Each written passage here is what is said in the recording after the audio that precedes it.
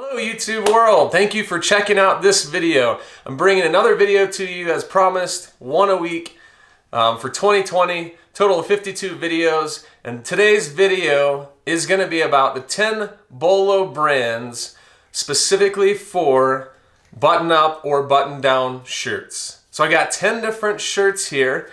I'm going to show you, and they're all different brands. These are actual recent items that I purchased yesterday at a thrift store for anywhere from a couple bucks up to $7 to $8 a piece. So allow me to explain now the 10 different brands and exactly what I expect to get from each one.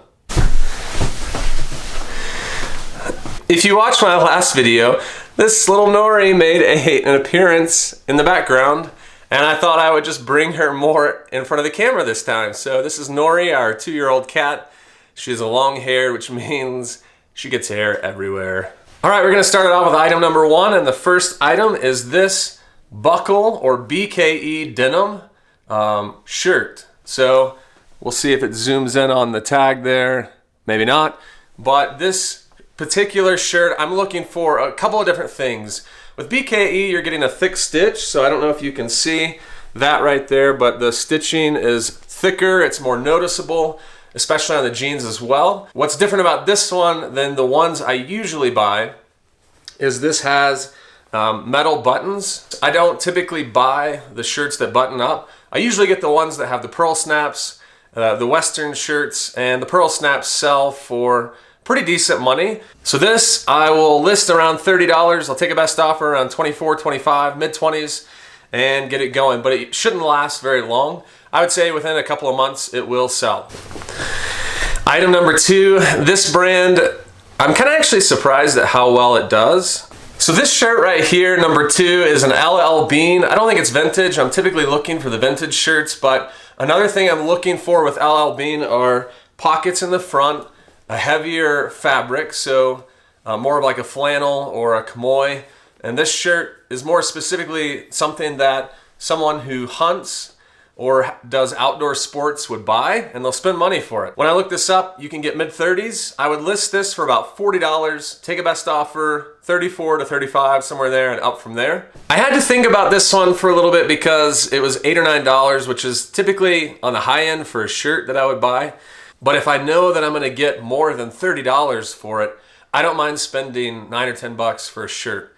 And this one right now shouldn't last long because we're in the middle of winter. People are gonna be looking for this. And actually, even though I'm not crazy about brown, more earth tones seem to sell well. Moving along to item number 3, and this brand is a very good outdoor brand that sells for quite a bit of money. We'll see if it'll zoom in there. Mountain Hardwear, that's the logo.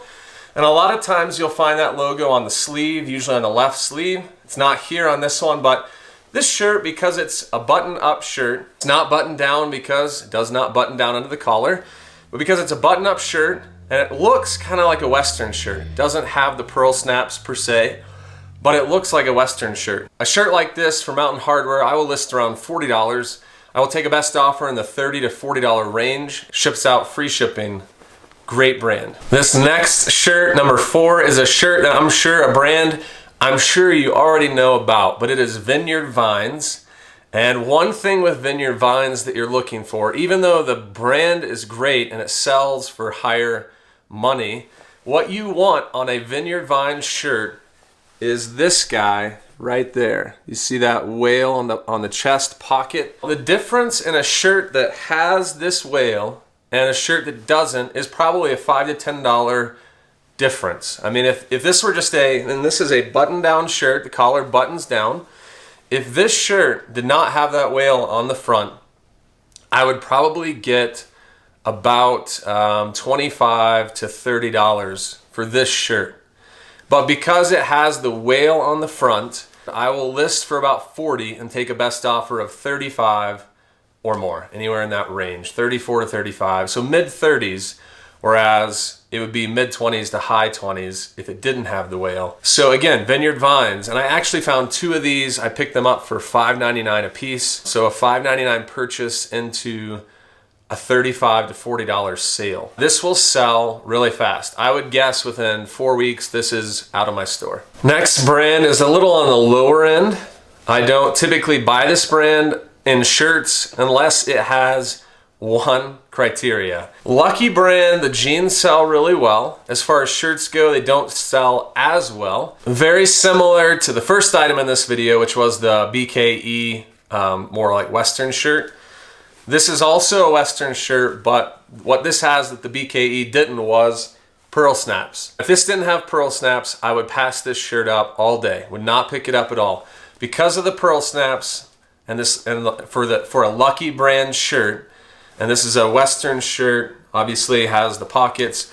We have a little bit of a wrinkle here, but that shouldn't deter too much. It could be ironed down. Because this shirt has the pearl snaps, I'm gonna ask for about $35, and I would take a best offer anywhere from $25 and up from there. So nothing too fancy. The color's okay. I think I could have a better color on this and probably sell it faster, but the size is extra large, which is what I took into consideration. XL, it's bigger, pearl snaps, Western, and it should go for $25 to $35. We're halfway through the video at this point. We're on brand number 6. This is a Orvis. Orvis Fishing is more what they're focused on. They specialize in like fishing attire and fishing gear. Orvis is a brand that consistently sells in the mid-20s to 30. For something like this, I'm gonna list in the mid-30s. This is excellent condition, no stains, no holes, excellent condition. I will start it off at 35 and ask for a best offer, or I will take a best offer of $25 to $35. Brand number 7 is a brand I will tell you typically if you want a higher sales price to stay away from. And it is, what do you think it is? Banana Republic. Banana Republic is a brand that I do not buy. But the only reason I picked this up, as you can see, is it's new with tags. And I think I paid $5 or $6. This was one that was marked for like $25 and it was like 75% off. So I got this 75% off. This shirt is a very simple blue dress shirt. I have the hardest time selling dress shirts. If this were not new with tags, I would not have purchased this. But because I got it for $5, new with tags, tag does not have the price on it, but I would guess I'm gonna get $35 to $40 for this. It's just your simple shirt, but it is new. Now here's a seller tip on those, and the reason why I do not pick these up is because Banana Republic and other brands like J. Crew or Abercrombie, a lot of brands that follow kind of the same stream there, are completely saturated on eBay and Poshmark and all these other selling sites. So if you're trying to sell a shirt like that used, I'll just pull it up right now and I'll tell you. And I'm gonna look in men's clothing only, but I'm just gonna type in Banana Republic shirt and just tell you how many listings there are. I got it typed in, Banana Republic shirt, and I'm gonna do men's clothing, actually men's clothing shirts. And if I do that, I get 22,000 results. So 21,964 Banana Republic shirts that are in the men's only. So this isn't women's, this is just men's. 22,000 shirts that people are trying to sell you or someone else. If I have one of 22,000, what are the chances that I'm gonna sell that quickly? It's probably gonna sit for a while. Now I'm gonna take it down just a notch to show you if I revise it instead of used, I do new with tags. That takes me down to 2,700 results, which is still quite a bit. Now I haven't factored in size, so obviously size, color, that's gonna take it down even more. So I'll go ahead and actually revise it down to size. So, because I wanna know how many items Banana Republic shirts that are brand new with a size of large, and I get 316, which is a lot better. So we just went from 22,000 shirts in general, narrowed it down by new and got down to 2,700. And then I look at the size large and I get down to 300.